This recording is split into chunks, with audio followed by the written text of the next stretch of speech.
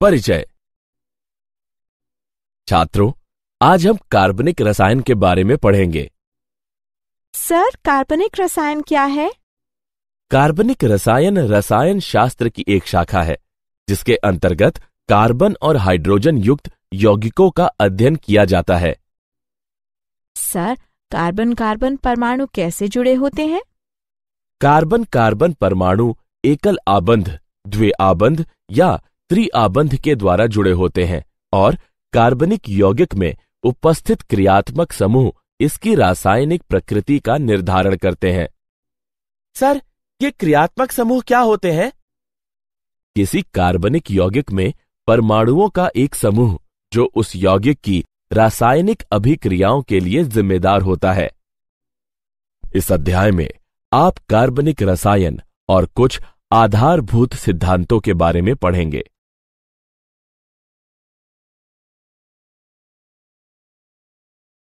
उद्देश्य।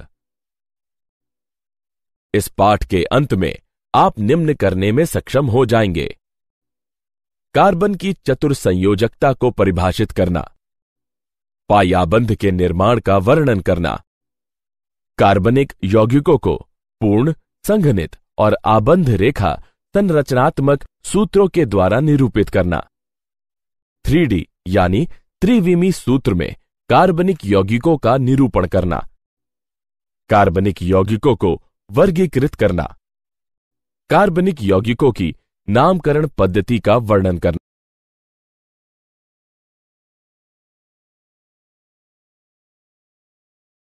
कार्बन की चतुर्संयोजकता, कार्बनिक यौगिकों की आकृतियां। कार्बनिक रसायन हाइड्रोकार्बन और उसके व्युत्पन्न माने जाने वाले अन्य यौगिकों का अध्ययन है। कुछ कार्बनिक यौगिकों में कार्बन और हाइड्रोजन के अलावा nitrogen, oxygen, sulphur, phosphorus, halogen आदि तत्व भी मौजूद हो सकते हैं। कार्बन यौगिकों की आकृतियां। एक कार्बन परमाणु के ब्रह्मात्म कोश में 4 इलेक्ट्रॉन होते हैं, अतः अपने अष्टक को पूर्ण करने के लिए इसे 4 और इलेक्ट्रॉनों की आवश्यकता होती है। कार्बन परमाणु अपने अष्टक को पूर्ण करने के लिए केवल अपने संयोजी इलेक्ट्रॉनों को अन्य परमाणुओं के साथ सहभाजित कर सकता है, जिसके परिणाम स्वरूप कार्बन परमाणु अपने संयोजी इलेक्ट्रॉनों को अन्य परमाणुओं के साथ सहभाजित कर 4 सहसंयोजक बंधों का निर्माण करता है। इसे कार्बन की चतुर्संयोजकता कहते हैं। उदाहरण: मीथेन, एथीन, एथाइन। कार्बन संकरण में सहभागी हो सकता है और sp, sp2, sp3 संकर कक्षकों का निर्माण कर सकता है। संकरण किसी कार्बनिक यौगिक की आबंध लंबाई तथा आबंध एंथैल्पी को प्रभावित करता है। sp संकरित कक्षक में s गुण अधिक होने के कारण यह नाभिक के समीप होता है और sp3 कक्षक से अधिक सामर्थ्यवान आबंध का निर्माण करता है। sp2 संकरित कक्षक sp और sp3 संकरित कक्षक के मध्यवर्ती होता है।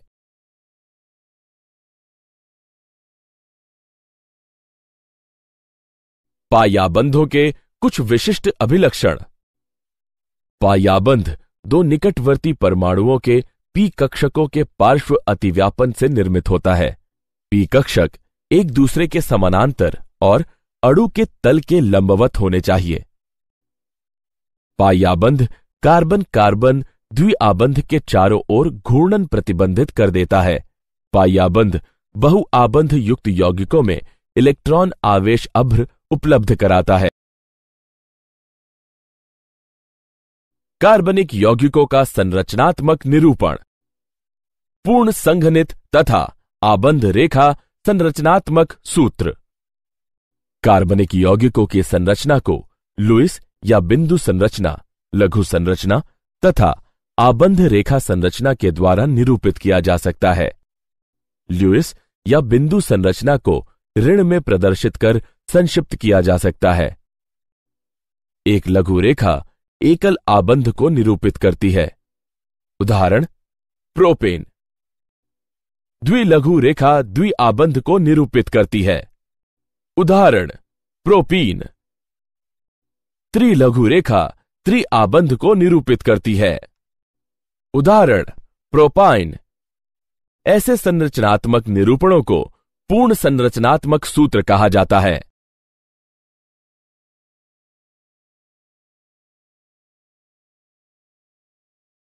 कार्बनिक यौगिकों का संरचनात्मक निरूपण। संघनित संरचनात्मक सूत्र में प्रत्येक कार्बन परमाणु को पृथक पृथक एक के बाद लिखा जाता है। उन कार्बन परमाणुओं से जुड़े समान समूह को कोष्ठक में लिखकर संख्या को पादांक में प्रदर्शित करते हैं। उदाहरण पूर्ण संरचनात्मक सूत्र। इसके संघनित सूत्र को निम्न प्रकार से लिखा जा सकता है। आबंध रेखा संरचनाएं। इसमें कार्बन और हाइड्रोजन परमाणु नहीं दर्शाए जाते, केवल कार्बन कार्बन परमाणुओं के बीच के आबंध को टेढ़ी मेढ़ी रेखाओं के द्वारा दर्शाया जाता है। कार्बन और हाइड्रोजन के अतिरिक्त परमाणुओं को संरचना में दर्शाया जाता है और सिरे मिथेल समूह को इंगित करते हैं।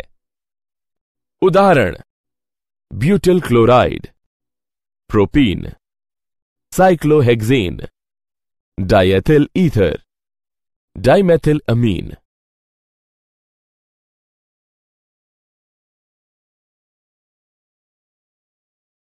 कार्बनिक यौगिकों का त्रिविमी निरूपण। कागज पर कार्बनिक यौगिकों के त्रिविमी संरचनाओं को ठोस और डैश वेज सूत्र के उपयोग के द्वारा निरूपित किया जाता है। ठोस वेज उस आबंध को दर्शाता है जो कागज के तल से दर्शक की ओर प्रक्षेपी है। डैश वेज दर्शक से दूर जाने वाले आबंध को दर्शाता है। कागज के तल में स्थित आबंध को साधारण रेखा के द्वारा प्रदर्शित किया जा सकता है। उदाहरण मेथेन। कार्बनिक यौगिकों का वर्गीकरण। कार्बनिक यौगिकों को अचक्रीय अथवा विवृत श्रृंखला यौगिक और चक्रीय या बंद श्रृंखला या वलय यौगिक में वर्गीकृत किया जा सकता है। चक्रीय यौगिकों को आगे समचक्रीय या कार्बोसाइक्लिक यौगिक और विषम चक्रीय यौगिक में विभाजित किया जा सकता है। समचक्रीय को आगे एलिसाइक्लिक और एरोमेटिक यौगिकों में विभाजित किया जा सकता है। यह एरोमेटिक यौगिकों को आगे बेंजीनाइड और एबेंजीनॉइड यौगिकों में विभक्त किया जा सकता है।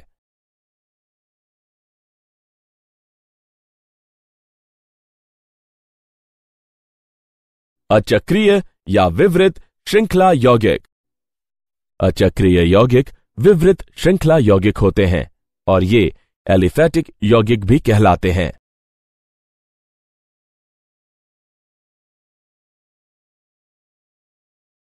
एलिसाइक्लिक या बंद श्रृंखला या वलय यौगिक।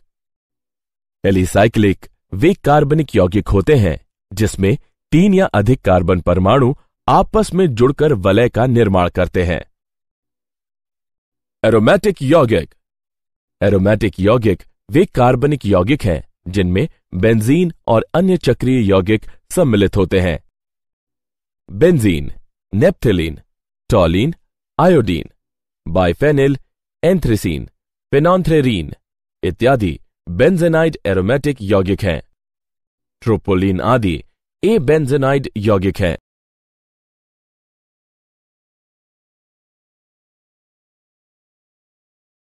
विषम चक्रीय एरोमेटिक यौगिक। विषम चक्रीय यौगिक एक कार्बनिक यौगिक है जिसमें एक या अधिक कार्बन परमाणु किसी अन्य कार्बन के अतिरिक्त विषम परमाणु से विस्थापित कर दिया जाता है। विषम परमाणु नाइट्रोजन, ऑक्सीजन और सल्फर है। क्रियात्मक समूह या प्रकार्यात्मक समूह। यह किसी कार्बनिक यौगिक में विशिष्ट प्रकार से जुड़ा परमाणु या परमाणुओं का समूह जो उस कार्बनिक यौगिक की रासायनिक अभिक्रियाओं के लिए उत्तरदायी होता है। सजातीय श्रेणियां।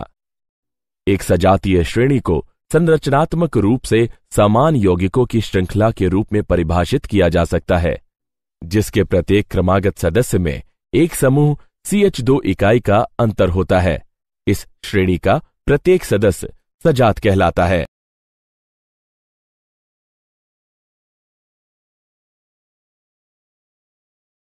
कार्बनिक यौगिकों की नामकरण पद्धति।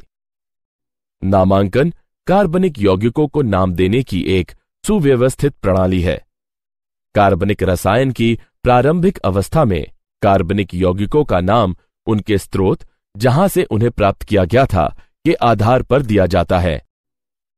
उदाहरण, एसिटिक एसिड का नाम विनेगर से व्युत्पन्न है, क्योंकि लैटिन भाषा में विनेगर को एसिटम कहा जाता है। मैथिल अल्कोहल को वुड स्प्रिट का नाम दिया गया था, क्योंकि इसे लकड़ी के आसवन से प्राप्त किया गया था। कार्बनिक यौगिकों के ये नाम रूढ़ नाम या सामान्य नाम कहलाते हैं।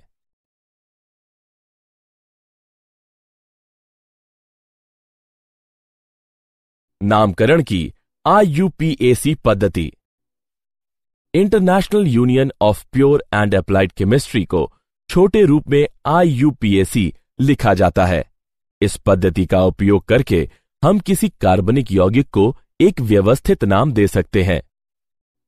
किसी कार्बनिक यौगिक का व्यवस्थित नाम मूल श्रृंखला, क्रियात्मक समूह और शाखा श्रृंखला की पहचान करके व्युत्पन्न किया जा सकता है।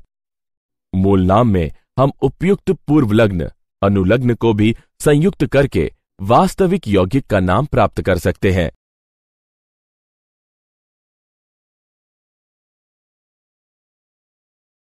एल्केनों का IUPAC नामकरण। सीधी श्रृंखला युक्त हाइड्रोकार्बन। इन यौगिकों के नाम मूल श्रृंखला संरचना पर आधारित हैं। इनके अनुलग्न में N तथा इससे पूर्व श्रृंखला में उपस्थित कार्बन परमाणु की संख्या होती है। शाखित श्रृंखला युक्त हाइड्रोकार्बन। इसमें छोटी कार्बन श्रृंखलाएं जनक श्रृंखला के कार्बन परमाणुओं से जुड़ी रहती हैं। ये छोटी कार्बन श्रृंखलाएं यानी शाखाएं एल्किल समूह कहलाती हैं। शाखित श्रृंखला युक्त हाइड्रोकार्बन का नाम देने के लिए जनक श्रृंखला के कार्बन परमाणुओं से जुड़े एल्किल समूह का नाम पूर्व लग्न के रूप में जनक एल्केन के नाम के साथ संयुक्त कर दिया जाता है। संतृप्त हाइड्रोकार्बन के कार्बन से एक हाइड्रोजन परमाणु हटाने पर एल्किल समूह प्राप्त होता है। एल्किल समूह का नाम प्राप्त करने के लिए N को L के द्वारा विस्थापित करते हैं। एल्किल समूह के लिए कुछ संक्षिप्त नाम लिखे जाते हैं, जैसे मेथिल के लिए Me, एथिल के लिए Et। एल्किल समूह की शाखित श्रृंखला संरचना भी हो सकती है। Isopropyl, tert butyl.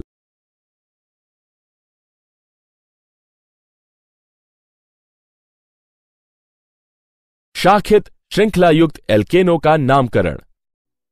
नामकरण के नियम निम्नलिखित हैं। सर्वप्रथम हम यौगिक में दीर्घतम कार्बन श्रृंखला का चयन करते हैं। जनक श्रृंखला के कार्बन परमाणुओं का अंकन किया जाता है, जिससे जनक एल्केन से जुड़े कार्बन परमाणु को पहचानने में मदद मिलती है। क्रमांकन उस छोर से प्रारंभ करते हैं जिससे शाखित कार्बन परमाणु को लघुतम संभावित अंक मिल सके। अतः दी हुई कार्बन श्रृंखला में क्रमांकन बाईं ओर से दाईं ओर होना चाहिए। इसके उपरांत मूल एल्केन के नाम में एल्किल समूह के नाम पूर्वलग्न के रूप में संयुक्त करते हैं। अतः दिए गए कार्बनिक यौगिक का नाम 3 एथिल 1 मेथिल हेप्टेन होगा। शाखित श्रृंखला एल्केनों का नामकरण। यदि प्रतिस्थापी समूह समान हो तो उनकी संख्याओं के मध्य अल्प विराम लगाया जाता है और पूर्वलग्न का उपयोग किया जाता है। जैसे 2 के लिए डाई, 3 के लिए ट्राई, 4 के लिए टेट्रा, 5 के लिए पेंटा, 6 के लिए हेक्सा, 7 के लिए हेप्टा, 8 के लिए ऑक्टा, 9 के लिए नॉन और 10 के लिए डेको। उदाहरण 2,3 डाइमेथिल हेप्टेन। यदि 2 प्रतिस्थापी समूह दोनों छोरों से समान स्थिति पर आते हैं तो निम्नतम संख्या उस कार्बन को दी जाती है जो अंग्रेजी वर्णमाला क्रम में पहले आता है। उदाहरण 2 एथिल 5 मेथिल हेक्सेन। कुछ सामान्य IUPAC नाम निम्नलिखित है। सामान्य नाम आइसोप्रोपिल है। इसका IUPAC नाम 1 मेथिल एथिल और इसकी संरचना है। सामान्य नाम सेक ब्यूटिल। इसका IUPAC नाम 1 मेथिल प्रोपिल और इसकी संरचना है। सामान्य नाम आइसोब्यूटिल है। इसका IUPAC नाम 2 मेथिल प्रोपिल है और इसकी संरचना है। सामान्य नाम टर्ट ब्यूटिल है। इसका IUPAC नाम 1 डाइमेथिल एथिल है और इसकी संरचना है। सामान्य नाम नियोपेंटिल। इसका IUPAC नाम 2 डाइमेथिल प्रोपिल है और इसकी संरचना है।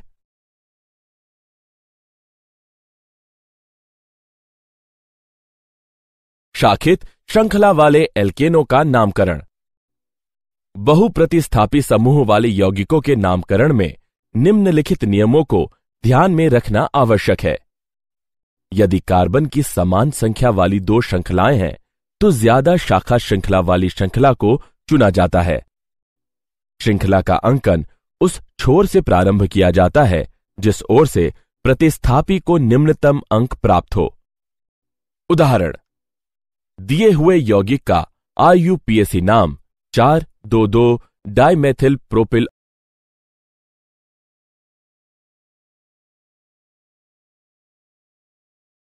चक्रीय यौगिक। एकल आबंध वाले समचक्रीय यौगिकों का नाम संबंधित विवृत श्रृंखला एल्केन के नाम में साइक्लोपूर्वलग्न लगाकर प्राप्त करते हैं। उदाहरण, साइक्लोब्यूटेन, साइक्लोपेंटेन, साइक्लोहेक्सेन।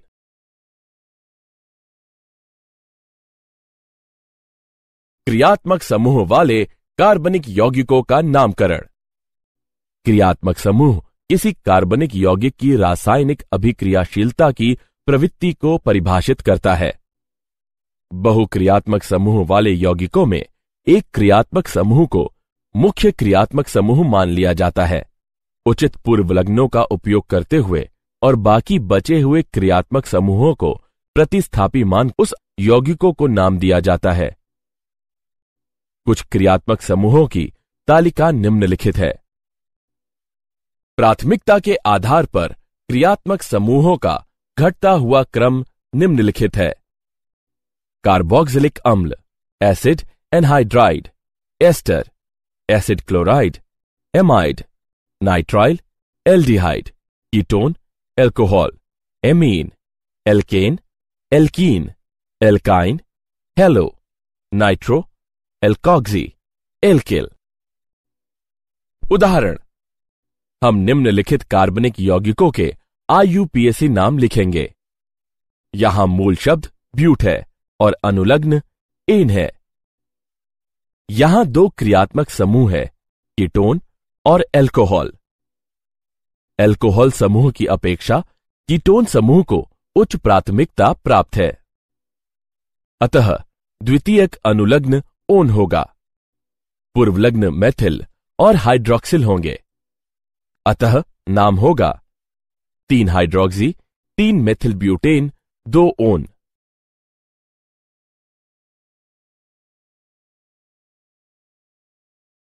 प्रतिस्थापी बेंजीन व्युत्पन्नों की नामकरण पद्धति। बेंजीन व्युत्पन्नों का नाम प्राप्त करने के लिए प्रतिस्थापी समूह का नाम पूर्वलग्न के रूप में बेंजीन शब्द से पूर्व लिखते हैं। उदाहरण, bromobenzene, tert butyl benzene, nitrobenzene. यदि एक से अधिक प्रतिस्थापी समूह बेंजीन वलय से जुड़े हुए हैं तो बेंजीन व्युत्पन्न में प्रतिस्थापी समूहों की स्थितियां संख्या में दर्शाई जाती हैं। वलय के कार्बन परमाणुओं का क्रमांकन इस तरह से किया जाता है कि प्रतिस्थापी समूह वाली स्थितियों को न्यूनतम संख्या मिल सके। उदाहरण, 1,2 डाइनाइट्रोबेंजीन, 1,3 ट्राइनाइट्रोबेंजीन, 1,4 डाइनाइट्रोबेंजीन। रूढ़ पद्धति में ortho O, Meta M, para P पूर्वलग्नों को संबंधित स्थितियों क्रमशः 1, 2, 1, 3 और 1, 4 को दर्शाने के उपयोग में लाया जाता है। उदाहरण: ortho dinitrobenzene, meta dinitrobenzene, para dinitrobenzene. Benzene व्युत्पन्नों की नामकरण पद्धति। ऑथ्री, मेटा और पैरा पूर्वलग्नों को 2 से अधिक प्रतिस्थापी वाले बेंजीन वलय के लिए उपयोग में नहीं लाया जाता है और यौगिकों का नामकरण प्रतिस्थापियों की स्थितियों को बेंजीन वलय में निम्नतम संख्या प्रदान करके किया जाता है। मूल यौगिक के प्रतिस्थापी की स्थिति को संख्या 1 देकर इस प्रकार क्रमांकन किया जाता है कि अन्य प्रतिस्थापियों को निम्नतम संख्या मिले। प्रतिस्थापियों के नाम अंग्रेजी वर्णमाला क्रम में लिखे जाते हैं। उदाहरण: हम फ्लोरीन को संख्या क्रम 1 देते हैं, जिससे नाइट्रो को 2 और एथिल को 4 क्रमांक प्राप्त होता है। इस यौगिक को अंग्रेजी वर्णमाला क्रम में लिखा जा सकता है: 4 एथिल, 1 फ्लोरो, 2 नाइट्रो बेंजीन। जब बेंजीन वलय और क्रियात्मक समूह एल्केन से जुड़े रहते हैं, तब बेंजीन वलय को प्रतिस्थापी माना जाता है। फेनिल नाम C6H5 को दर्शाने के लिए उपयोग में लाया जाता है। क्या आप जानते हैं, मैसेंजर अंतरिक्ष यान ने बुध ग्रह पर न सिर्फ जल और बर्फ के अस्तित्व का खुलासा किया और साक्ष्य प्रस्तुत किए, बल्कि कई जगहों पर यह बर्फ 10 सेंटीमीटर मोटी कालिख जैसे कार्बनिक पदार्थ की परत से ढकी हुई प्रतीत होती है। सारांश। आइए हमने जो कुछ सीखा है उसे संक्षेप में दोहराएं। कार्बनिक रसायन हाइड्रोकार्बन और उसके व्युत्पन्न माने जाने वाले अन्य यौगिकों का अध्ययन है। कार्बन एक चतुर्संयोजी यौगिक है। पायाबंध 2 निकटवर्ती परमाणुओं के पी कक्षकों के पार्श्व अतिव्यापन से निर्मित होता है। कार्बनिक यौगिकों को पूर्ण संघनित और आबंध द्विरेखा संरचनात्मक सूत्र के द्वारा प्रदर्शित किया जा सकता है। त्रिविमी यानी 3D निरूपण में ठोस वेज उस आबंध को दर्शाता है जो कागज के तल से दर्शक की ओर प्रक्षेपी है और डैश वेज दर्शक के दूर आबंध को दर्शाता है। अचक्रीय यौगिक विवृत श्रृंखला संरचनाएं हैं, जबकि एलिसाइक्लिक वे कार्बनिक यौगिक है जो आपस में एक वलय में जुड़े रहते हैं। क्रियात्मक समूह किसी यौगिक में उपस्थित परमाणुओं का ऐसा विशिष्ट समूह है जो उस यौगिक की रासायनिक अभिक्रिया के लिए जिम्मेदार होता है। कार्बनिक यौगिकों का नाम नामकरण पद्धति के अनुसार दिया जाता है। रूढ़ पद्धति में ortho O, Meta M, para P पूर्वलग्नों को बेंजीन वलय की संबंधित स्थितियों क्रमशः 1-2, 1-3 और 1-4 को दर्शाने के लिए उपयोग में लाया जाता है।